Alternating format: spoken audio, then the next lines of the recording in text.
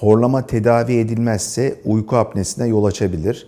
Çünkü horlamaya neden olabilecek faktörler burun içerisindeki burun eğrilikleri, burun eti, özellikle çocuklardaki geniz eti problemi, erişkinlerdeki boğaz bölgelerinde bademcik büyüklüğü, yumuşak damak, küçük dildeki sarkıklıklar, ağzımızın içerisindeki büyük dilimizin yerine sığmaması, normalden büyük olması veya anatomik olarak ağzı içine sığmayan bir takım nedenleri oluşturması zaman içerisinde basit horlamaların nefes durmalarına yol açabileceği uyku apnesi, yani geceliğin horladığımızı biliyoruz.